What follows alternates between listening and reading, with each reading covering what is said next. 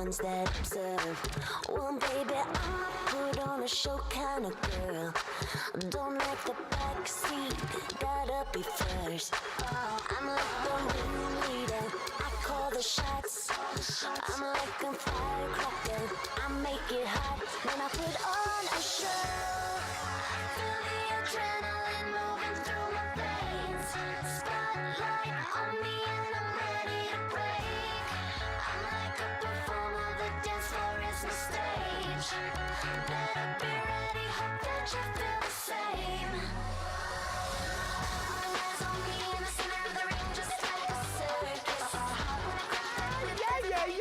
Yeah. It has been a circus today. Shout out to Britney Spears and shout out to my girl Juju once again. Girl, I see you're all cooled off after all that fire eating, okay? Thank you. This is unbelievable. Thank you so much for doing that. That was so cool. And you know, earlier in the show when we were talking about your fire eating, you said hula hooping is actually what you started with, and you've actually brought in the fire hula hoop that you used to do. Yes, I do. I still use her to this day. She's actually very, very old. I've had the tubing replaced about 3 times. Oh my goodness. This is actually my original fire hoop still. Wow. All the parts have been replaced, but she is the original. And yeah, these 6 wicks right here get dunked into fuel and all get lit on fire, and then I hula hoop. That is so amazing. And you know what's so cool is that hula hooping, again, something so many of us did in elementary school, maybe middle school as well, but I could never figure how to like control it. What are your best tips?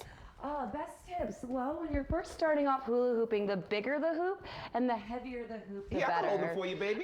I'll be your assistant anytime. Keep going. And so, yeah, the bigger the hoop and the heavier the hoop. And the real basic movements is either a side to side or a front to back. The biggest mistake most people want to make is they want to go all the way around. Correct. And you're just bumping the hoop to keep the momentum going. Wow. And what's the most you've hula hooped with?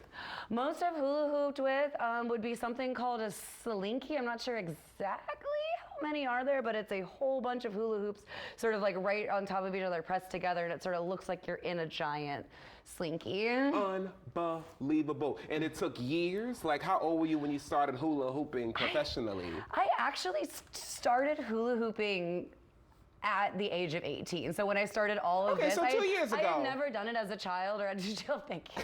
Thank you, appreciate that. No, I'd never done it as a child or anything like that. But as a very, very young adult, I picked it up. And like I said, it was actually seeing a fire hooper that got me motivated to drill this until I was good enough to do it with fire. Wow. And show us one of the starting moves. If somebody wants to do this professionally, because you could kind of do this at home, you know what I'm saying, with some training like you have. Oh, 100%. What's a simple move that we could do at home? A simple move, well, you saw in the beginning, and we'll sometimes just swing it around on my hand. That's a very basic L shape with your hand. You use your thumb sort of as a guide, and you can start it here and then just sort of let it swing.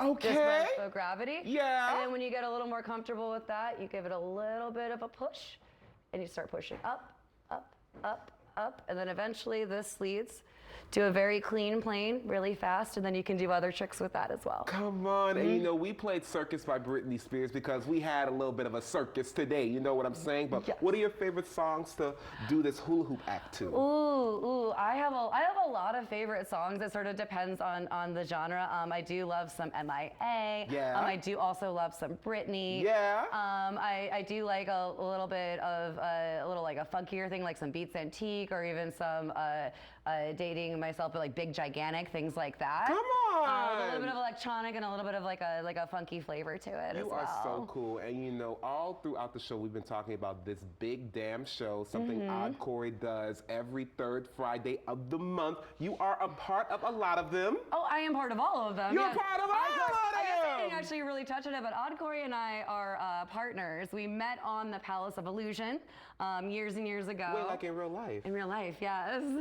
Oh, so you got the sword swallowing in real life. I'm a lucky lady. You're a lucky lady. Right. And again, it's kind of like this, a variety show, different acts doing different things. 100%. This is just a couple of the things that even just Odd Corey and I do. We both do a ton of different acts. I do straight jacket escapes. I squeeze through a tennis racket, hammer nails in my face, rock up ladders with made out of machetes in my bare feet, a bunch of other crazy things. And Corey does a lot of other crazy things as well. You all are so cool. Thank you so much for being here. Look, everybody, do not forget, if you want to keep up with my girl Juju, follow her on Instagram at Juju Plays with Fire. And of course, if you want to book her, contact her through her website, jujuvariety.com. With that being said, that will do it for us on Great Day Today. Thank you all so much for watching our variety show. Shout out to our producers, the floor crew, our director, everyone who made this happen.